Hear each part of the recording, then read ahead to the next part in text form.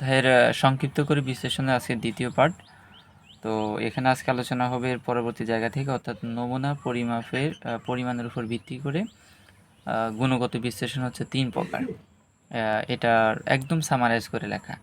তো বিশ্লেষণধর্মী পড়া এই পার্টটা আমার মূলত সিকিউর জন্য অত্যন্ত ইম্পর্টেন্ট একটা জায়গা। এটা চেষ্টা করতে হবে একটু বিশ্লেষণধর্মী পড়ার। তো এখানে আমরা দেখতে পাচ্ছি 3 প্রকার কী কী। একটা হচ্ছে ম্যাক্রো বিশ্লেষণ, সেমি ম্যাক্রো বিশ্লেষণ এবং হচ্ছে মাইক্রো বিশ্লেষণ। আমার পরিমাণটা এমসিকিউতে বারবারই আসে যে আমার মাইক্রো বিশ্লেষণ এত, অর্থাৎ এর সীমা কত, পরিধি কত, রেঞ্জ কত, এরকম প্রশ্ন হয়ে থাকে। আমরা যখন দেখব যে আমাদের দ্রব্যটা হচ্ছে যে 0.5 থেকে 1 গ্রাম অথবা 25 থেকে 300 মিলিলিটার দ্রব্য নিয়ে আমি যখন কোনো পরীক্ষা নিরীক্ষা করব, বিশ্লেষণ করব, সেই ক্ষেত্রে আমি এটাকে বলবো ম্যাক্রো বিশ্লেষণ। আর যখন আমি দেখব যে এটা 0.05 থেকে 0.2 গ্রাম বা 2 থেকে 4 মিলিলিটার, এটা হচ্ছে দ্রবণ, এটা হচ্ছে দ্রব্য। যখন আমার দ্রব্য এর পরিমাণ হবে, দ্রবণ এই পরিমাণে হবে, সেই ক্ষেত্রে আমি সেমি মাইক্রো পদ্ধতি ব্যবহার করব। একইভাবে যখন আমি দেখব যে আমার দ্রব্যের পরিমাণ 5 থেকে 20 মিলিগ্রাম, এটা বারবারই তোমাকে বিভ্রান্ত করবে, তোমাদেরকে বিভ্রান্ত করবে। সেটা হচ্ছে যে এখানে কি দিয়েছি, মিলিগ্রাম না গ্রাম। মাথায় রাখতে হবে 5 মিলিগ্রাম থেকে 20 মিলিগ্রাম, বাট এখানে ছিল আমাদের গ্রাম। এই জায়গাটা একেবারে ক্লিয়ার থাকতে হবে। বা 0.01 গ্রাম অপেক্ষা যদি আরও তুমি বেশি ব্যবহার করতে চাও, সেক্ষেত্রে এটা অবশ্যই তরল হতে হবে, অর্থাৎ তরলের জন্য সেটা 1 মিলিলিটার, মানে দ্রবণ হতে হবে 1 মিলিলিটার, আর আমার দ্রব্য হতে হবে এটা বা এটা রেঞ্জ। তো আমরা হচ্ছে যে কখন এগুলো ব্যবহার করব, বিশেষ করে আমি মাইক্রোতে এর এক্সাম্পলটা দিয়ে রেখেছি। যেমন হচ্ছে যে আমার IR, NMR, UV, X ray, এরপর হচ্ছে তোমার গ্যাস ক্রোমাটোগ্রাফি, এরপর হচ্ছে যে তোমার এটাকে কী বলা হয়, গ্যাস লেয়ার ক্রোমাটোগ্রাফি হবে, এরকম। এগুলো হচ্ছে ক্রোমাটোগ্রাফিগুলো পড়ছে না, ওটাই আর কি। তো এরকম ক্ষেত্রে আমরা মাইক্রোগুলো ব্যবহার করে থাকি। এরপর রয়েছে, এটা সিকিউতে বারবারই আসে, উদ্দীপক হয়তো তোমাকে এমন কিছু দিবে যেটার পর তোমাকে বুঝে নিতে হবে যে এটা আমার সেমি মাইক্রো পদ্ধতি বোঝাচ্ছে। তখন তুমি তার সফলগুলো হয়তো এইভাবে লিখবে না 1 2 3 দিয়ে, বিশ্লেষণ করেই লিখবা। বিশ্লেষণ করে লিখে অন্তত পক্ষে 1 পেজের কাছাকাছি হবে, তো সেটাই তোমাকে লিখতে হবে। তো কিন্তু তারপরও তোমাকে সংক্ষিপ্ত আকার আগে জানতে হবে। মূল পয়েন্ট আগে যদি তুমি জানো, ওই মূল পয়েন্টটা ধরে ধরে তুমি কিন্তু বিশ্লেষণ করতে পারবা। তো কী কী আমার সুফলগুলো হচ্ছে যে রাসায়নিক দ্রব্যের অপচয় ঘটে না, এরপর হচ্ছে বেশি খরচ বেশ কম হয়, পরীক্ষণের সময় একেবারেই কম লাগে বলা চলে, এরপরে পরিবেশ দূষণের ঝুঁকি হ্রাস হয়, মানে অনেকটা কমে যায়, যেহেতু আমার অপচয় হচ্ছে না। অপচয় বেশি হলে তো সেটা কোনো পরিবেশে গিয়ে মিশবে, পরিবেশের ক্ষতি করবে, বায়ুমণ্ডলের ক্ষতি করবে, ঠিক না? এরপর হচ্ছে কম ঝুঁকি রাসায়নিক দ্রব্য ব্যবহার করা হয়, মানে আমি যখন একটা পরীক্ষা নিরীক্ষা করব, আমি অল্টারনেটিভ চিন্তা করব যে আমার এটা ব্যবহার করলে বেশি পরিবেশের ক্ষতি হবে না এটা ব্যবহার করলে বেশি পরিবেশের ক্ষতি হবে। সেমি মাইক্রো পদ্ধতিতে যেটা ব্যবহার করলে পরিবেশের কম ক্ষতি হবে সেটাকেই ব্যবহার করা হয়, অর্থাৎ নির্বাচন করে ব্যবহার করা হয়। এজন্যই কিন্তু আমার আসলে পরিবেশের এটার অপচয় কম হয়, পরিবেশের জন্য এটা আর আসলে উপকারী, মানে ক্ষতি করে না আর কি। তো এখানে এক্সাম্পল হিসেবে ব্যবহার করলাম, যেমন লবণ বিশ্লেষণে গ্রুপ বিকারক হিসেবে আমরা হচ্ছে যে তোমার H2S-কে ব্যবহার করে থাকি। এরপর হচ্ছে যে ব্যবহার না করে আমরা চাইলে H2S-কে ব্যবহার করতে পারতাম, কিন্তু এটা ব্যবহার না করে আমরা হচ্ছে যে থায়ো অ্যাসিটামাইড, এটা যখন যোগ করবো তখন এগুলোর নাম সহজেই শিখতে পারবা। থায়োএসিটামাইড ব্যবহার করা হয়, মানে আমরা এটা ব্যবহার না করে এটা করি, অল্টারনেটিভটা করি। কেন? যাতে আমাদের হচ্ছে যে ক্ষতিকর কোনো পদার্থ উৎপন্ন না হয়, পরিবেশের যাতে ক্ষতি কম হয়, সেজন্য। এটাই বলছে যা দ্রবণে H2S উৎপন্ন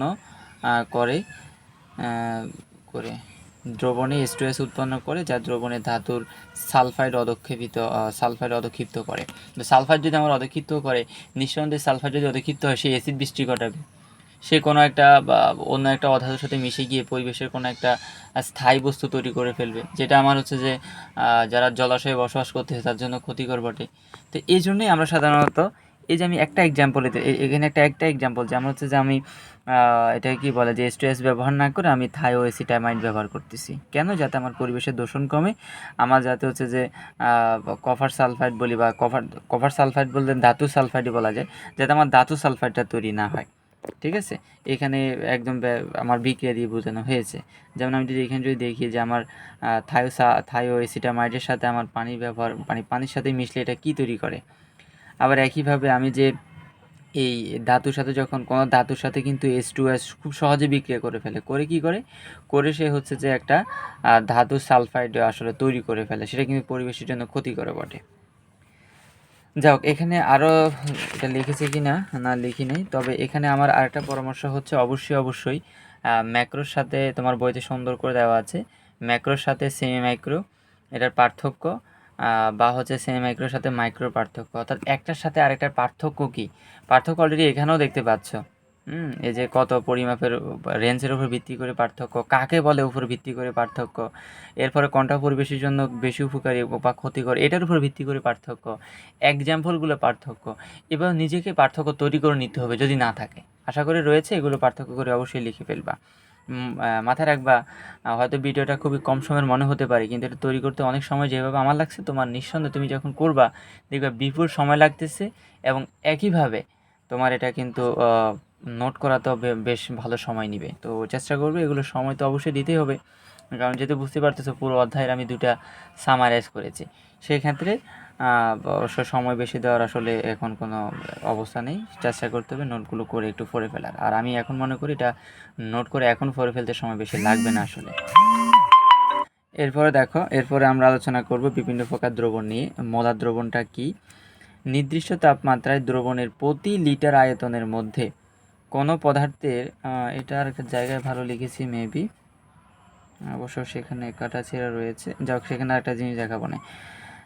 সেখানে হচ্ছে যে নির্দিষ্ট তাপমাত্রা, এটা অবশ্যই বলতে হবে, নির্দিষ্ট তাপমাত্রায় দ্রবণের প্রতি লিটার আয়তনের মধ্যে কোনো পদার্থের 1 মোল পরিমাণ দ্রবীভূত থাকলে, মানে আমার দ্রব্য যদি 1 মোল পরিমাণে দ্রবীভূত থাকে, তখনই আমি তাকে মোলার দ্রবণ বলবো।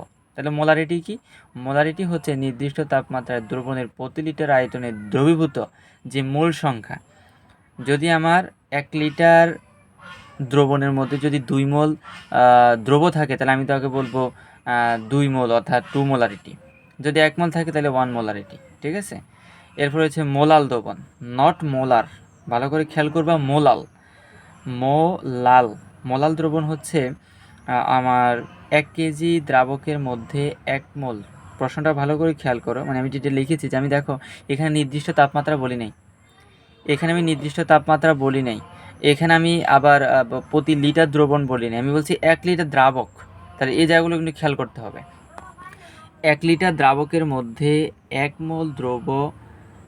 মোল দ্রবীভূত থাকলে তাকে আমরা মোলাল দ্রবণ বলি। তাহলে নর্মাল দ্রবণ কি? নর্মাল দ্রবণ একই রকম কথা। আর নর্মাল দ্রবণের ক্ষেত্রে অবশ্যই নির্দিষ্ট তাপমাত্রা বলাটা উচিত ছিল, এখানে অবশ্যই বলবা নির্দিষ্ট তাপমাত্রা, এটা অবশ্যই লিখে দিবা। নির্দিষ্ট তাপমাত্রায় 1 লিটার দ্রবণে 1 গ্রাম তুল্য ভরের, এখন প্রশ্ন করতেই পারো এটি তুল্য ভরটা কি। এটা সাধারণত তোমার যখন কেমিস্ট্রি দ্বিতীয় বছর প্রথম অধ্যায়টা করবা, তখন তুল্য ভর, মোল, ভগ্নাংশ আমি যেটা লিখে ফেলেছি, এটা আসলে তখন খুব ভালোভাবে জানতে পারবা, তারা হবে না আশা করি। তো বলছে যখন আমার 1 গ্রাম তুল্য ভরের কোনো দ্রবীভূত থাকে, তখন ওই দ্রবণকে নর্মাল দ্রবণ বলে। একইভাবে ফরমাল দ্রবণ কাকে বলে, এখানে অবশ্যই নির্দিষ্ট তাপমাত্রা বলে দিবা। শুধুমাত্র নির্দিষ্ট তাপমাত্রা কথাই লাগবে না মোলাল দ্রবণের ক্ষেত্রে। তো এখানে এই জায়গাটা আরও খুব সুন্দরভাবে বিশ্লেষণ করে, আমি এটা আলাদা করে আমার ছিল আসলে, যেমন এখানে মোলারিটি, নর্মালিটি, এখানে কিছু জায়গা দেখো, যেমন নর্মালিটি কি, নির্দিষ্ট তাপমাত্রায় 1 লিটার দ্রবণে দ্রবীভূত দ্রবের গ্রাম তুল্য বরকে আমরা বলতেছি নর্মালিটি, আর ফর্মালিটি বলতেছি নির্দিষ্ট তাপমাত্রায় 1 লিটার দ্রবণে দ্রবীভূত দ্রবের গ্রাম সংকেত ভর। তাহলে পার্থক্য কিন্তু বেশি না, এখানে জাস্ট আমরা বলছি গ্রাম তুল্য ভর, এখানে বলছি গ্রাম আণবিক ভর, আর এখানে বলতেছি গ্রাম সংকেত ভর। এই জায়গাটা কয়েকটা হয়তো প্রশ্ন থাকতে পারে যে আমার তুল্য ভর, গ্রাম আণবিক ভর কি, গ্রাম সংকেত ভর কি, এই জায়গাটা আমি পরে আসলে এটা চেষ্টা করবো কোনো একটা অধ্যায়ের সাথে এগুলো মিক্সার করে বুঝিয়ে দেওয়ার। আজকে এটা বোঝাতে গেলে আমার আসলে এই পাঠটা শেষ করা সম্ভব হবে না। কারণ বিশাল একটা পার্ট বলা যায়। এরপর রয়েছে আমাদের মোলালিটি, ওই যেমন মোলাল দ্রবণ, যে একটু আগে যেটা বলে আসছি যে মোলাল দ্রবণ, ওই মোলাল দ্রবণ থেকেই মোলালিটি। এখানে নির্দিষ্ট তাপমাত্রা আর নির্দিষ্ট দ্রবণ আসলে আসবে। এখানে দ্রাবকের পরিমাণ কত? 1 কেজি। 1 কেজি দ্রাবকে দ্রবীভূত দ্রবের গ্রাম আণবিক ভর সংখ্যাকে মোলালিটি বলা হয়। এখানে আমি সুন্দর করে চারটা সহজে আরো মনে রাখার জন্য আমি এটার হচ্ছে যেগুলোর এটা কি বলে সমীকরণ বলতে পারো, সমীকরণও দিয়ে দিয়েছি, সূত্র দিয়ে দিয়েছি। চেষ্টা করতে হবে এগুলো একটু ভালো করে মনে রাখার। দেখো এখানে হচ্ছে গ্রাম আণবিক ভর, এখানে হচ্ছে যে আমাদের এটা কি বলে গ্রাম আণবিক ভর। তবে এখানে যেরকম ছিল 1 লিটার দ্রবণ, এখানে হচ্ছে আমার 1 কেজি দ্রাবক। এটাই এই দুটোর মধ্যে পার্থক্য, মোলারিটি এবং মোলালিটির মধ্যে। নর্মালিটির ক্ষেত্রে আমার হচ্ছে গ্রাম তুল্য ভর, এবং ফর্মালিটির ক্ষেত্রে হচ্ছে আমার গ্রাম সংকেত ভর। হ্যাঁ, এই জায়গাগুলো অবশ্যই ক্লিয়ার থাকার চেষ্টা করবো। আমরা নেক্সট পেজে একটু যাই। এখানে দুইটা পূর্ণরূপ আসলে শিক্ষা রাখা দরকার, এটা বারবারই আসবে। একটা হচ্ছে পিপিএম, একটা হচ্ছে পিপিভি। এটা দিয়ে ম্যাথই পাবা, বিশাল সেকেন্ড পাবা, তৃতীয় অধ্যায় ম্যাথ পাবা এগুলো দিয়ে। পিপিএম মানে হচ্ছে পার্টস পার মিলিয়ন, আর পিপিভি মানে হচ্ছে পার্টস পার বিলিয়ন। এরপর আমরা এই জায়গাটা আমি আশা করি খুব বেশি ব্যাখ্যা করা দরকার হবে না। প্রাইমারি এবং সেকেন্ডারি স্ট্যান্ডার্ড পদার্থ হচ্ছে প্রাইমারি হচ্ছে যে যেসব প্রাইমারি কিন্তু হচ্ছে সেকেন্ডারির উল্টা, বা সেকেন্ডারি পদার্থ হচ্ছে প্রাইমারির উল্টা। এখানে আমি দেখো সংজ্ঞাটা লিখি নেই, কিন্তু তুমি সংজ্ঞাটা লিখে দিবা, সংজ্ঞাটা অবশ্যই লিখে দিবা, তারপর উদাহরণ লিখবা। আর উদাহরণের ক্ষেত্রে আমি বলে দিয়েছি, যদি কোনো সংকেতের মধ্যে সি থাকে তাহলে সেটা হচ্ছে প্রাইমারি স্ট্যান্ডার্ড পদার্থ। C, not carbon. যদি সি থাকে সংকেতের মধ্যে, তাহলে বলে দিবা এটা প্রাইমারি স্ট্যান্ডার্ড পদার্থ। আর বাকি সবগুলো হচ্ছে সেকেন্ডারি স্ট্যান্ডার্ড পদার্থ। শুধুমাত্র হাইড্রোক্লোরিক অ্যাসিডটা হচ্ছে আমার ব্যতিক্রম, এখানে সি থাকা সত্ত্বেও সে সেকেন্ডারি। বাকি সবগুলোর ক্ষেত্রে ওই নীতিটা প্রযোজ্য, বাট এটা পরীক্ষা লেখা যাবে না। আমার প্রাইমারি স্ট্যান্ডার্ড পদার্থ হচ্ছে কি, যেসব পদার্থ প্রকৃতিতে বিশুদ্ধ অবস্থায় পাওয়া যায়, মানে এদের হচ্ছে যে তোমার ঘনমাত্রা চেঞ্জ হয় না, ঘনমাত্রার পরিবর্তন হয় না, হচ্ছে যে এসব পদার্থ হচ্ছে যে দীর্ঘদিন তুমি রেখে দিতে পারবা, এরকম। তোমার বইতেও এগুলোর সংজ্ঞা সুন্দর করে রয়েছে, অবশ্যই সংজ্ঞা লিখে উদাহরণ লিখবা। আর অবশ্যই এখানে এই জায়গাটা যে আমি বলছি মুখে, যদি আমার কোনো সংকেতের মধ্যে সি থাকে তাহলে সেটা প্রাইমারি স্ট্যান্ডার্ড পদার্থ, আর যদি সি না থাকে বা অন্য সবগুলো হচ্ছে আমার সেকেন্ডারি স্ট্যান্ডার্ড পদার্থ। শুধুমাত্র পার্থক্যটা হচ্ছে হাইড্রোক্লোরিক অ্যাসিডের মধ্যে কার্বন থাকা সত্ত্বেও, সি থাকা সত্ত্বেও সে সেকেন্ডারি স্ট্যান্ডার্ড পদার্থ হিসেবে পরিগণিত হবে। এরপরে যে জায়গাটা সেটা হচ্ছে যে অবশ্যই এটা তুমি বেশ সময় ধরে এটা কাজ করিয়েছিলাম আমি, এটা জাস্ট আমি একটা মাত্র দেখিয়ে দিব বা দুইটা দেখিয়ে দিব, বাকিগুলো নোট করা রয়েছে, নোটটা আমি অবশ্যই পাঠিয়ে দিব নে। তো সে জায়গাগুলো শেষ করবা। যেমন এখানে আমি যদি বলি, এটা এইখানে না লিখে উপরে লিখবা দাহ্য ও বিস্ফোরক পদার্থ, বা দাহ্য প্লাস বিস্ফোরক পদার্থ। তো উদাহরণটা এই জায়গায় সবচেয়ে গুরুত্বপূর্ণ হচ্ছে উদাহরণটা, কারণ আমি যদি উদাহরণ মনে রাখতে পারি এটা সতর্কতা কি, কোথায় রাখতে হবে, এটা আমি অনায়াসে লিখতে পারবো। তো সেই ক্ষেত্রে উদাহরণগুলো একটু ভালো করে লিখবা। যেমন দাহ্য প্লাস বিস্ফোরক পদার্থের উদাহরণ হচ্ছে পারক্সাইড, ধাতব এসিটাইড, এসিসিটাইড, এরপর হচ্ছে তোমার অ্যাজাইড, ওজোনাইড, ডায়াজোনিয়াম লবণ, এটা বেশি পরীক্ষা আছে ডায়াজোনিয়াম লবণটা। এরপর হচ্ছে নাইট্রো যৌগ, নাইট্রোসো যৌগ। এইভাবে তোমার একইভাবে ক্ষত সৃষ্টিকারী প্লাস জারক এরা কারা, মানে একই সাথে ক্ষত সৃষ্টিকারী আবার একই সাথে জারকও, এরকম উদাহরণে কারা আছে। একই সাথে ক্ষত সৃষ্টিকারী আবার একই সাথে উত্তেজক, এরা কারা। একইভাবে তুমি প্রথমে আগে এটা লিখবে, তারপরে এদের উদাহরণগুলো লিখবা। যদি কোনো, আমি যেমন বিশেষ লাইন এখানে ছিল যেগুলো ব্রাঙ্কিওল উত্তেজক বা হাঁফানি ঘটায়, সেটা আমি এখানে গুরুত্বপূর্ণ লাইন ছিল বলে লিখে দিয়েছি। একইভাবে এরকম গুরুত্বপূর্ণ লাইন যেগুলো ছিল সেগুলোর সাথে আমি অ্যাড করে দিয়ে, যেমন এখানে দেখো ক্ষতিকারক প্লাস নিরোধক হচ্ছে যে কারা। নিরোধক পদার্থ তুমি কাদেরকে বলবা? পানির স্পর্শে উত্তাপের সৃষ্টি হয়, মানে যখনই পানি তুমি এদের কাছাকাছি আনবা তখন এরা আগুন জ্বালা দিবে। সাধারণত আমরা জানি যে পানি আসলে আগুন নিভে যায়, কিন্তু এসব পদার্থের ক্ষেত্রে পানি আসলে মনে হবে যে আরও এখানে বেশি গরম লাগতেছে, মানে এরা পানির সাথে বেশি বিক্রিয়ায় আগ্রহী আর কি। ব্যবহারের সময় এদের মধ্যে পানি না ঢেলে বরং পানিতে এগুলো ধীরে ধীরে যোগ করতে হবে। মানে তুমি আমরা সাধারণত কি করি যে একটা পাত্র বিক্রিয়া, মানে দুইটা দ্রবণ বিক্রিয়া করার ক্ষেত্রে একটা গ্লাস এইভাবে নিই, গ্লাসের মধ্যে আগে ওই পদার্থগুলো নিই, তারপরে পানি ঢালি। মাথায় রাখবা এগুলো অন্য ক্ষেত্রে করা গেলেও এই পদার্থগুলোর ক্ষেত্রে করা যাবে না। যদি তুমি এই পদার্থগুলোর ক্ষেত্রে সাপোজ তুমি সালফিউরিক অ্যাসিড বা তুমি পটাশিয়াম অক্সাইডকে নিয়েছো, নেওয়ার পর তুমি তারপর আস্তে আস্তে পানি ঢালতে শুরু করছো, মাথায় রাখবা সাথে সাথে ওখানে বিশাল একটা বিক্রিয়া ঘটবে আর তোমার বিশাল একটা ক্ষতির সম্মুখীন হবে। মানে ক্ষতিকারক বিক্রিয়া সেখানে ঘটে যাবে, প্রচুর তাপ সৃষ্টি হবে। তাহলে আমার এটা ব্যবহারের সিস্টেম কি? ব্যবহার সিস্টেম হচ্ছে আমি আগে পানি নিব, তারপরে এগুলো আস্তে আস্তে যোগ করবে। এই ক্ষেত্রে আমার বিক্রিয়াটা বেশি তাপ উৎপন্ন করবে না, সহজে আমি বিক্রিয়াটা করে আসলে কোনো বিশ্লেষণধর্মী কাজ করতে পারবো। একইভাবে এখানে আমার ক্ষতিকারক জারকণগুলো, এগুলো আসলে কোনো ক্ষতিকারক লাইন থাকলে, গুরুত্বপূর্ণ লাইন থাকলে সেটা আমি দিয়ে দিয়েছি। এইভাবে তোমার দেখো আরও অনেকগুলো রয়েছে। এরপরে আর কি আছে? নাই, আজ এই পর্যন্তই। তো এখানে দেখো বেশ কিছু জায়গা আসলে স্কিপ করা হয়েছে, গুরুত্বপূর্ণ জায়গাগুলো এখানে টেনে আনা হয়েছে। সেইখানে চেষ্টা করতে হবে যে আসলে এটাকে কি বলে, এগুলোর পাশাপাশি যদি নিজের কাছে মনে হয় যে না আমার আরও কিছু জায়গা রয়েছে, সেগুলো পরক্ষণে অ্যাড করে নেওয়া, মানে আমার সময় পেলে পরে আস্তে আস্তে অ্যাড করে নেওয়া। তবে এখন শুধুমাত্র এই জায়গাগুলো অ্যাড করে না, এখান থেকেই বেশি এমসিকিউ বা সিকিউ যেটাই বলি, সেটা আসলে এই জায়গাগুলো থেকেই বেশি আসবে। তো আজকে এই পর্যন্তই। মূলত এটাই হচ্ছে যে আমাদের সংক্ষিপ্ত আকারে দ্বিতীয় পার্টের, অর্থাৎ প্রথম অধ্যায়ের দ্বিতীয় অংশটা।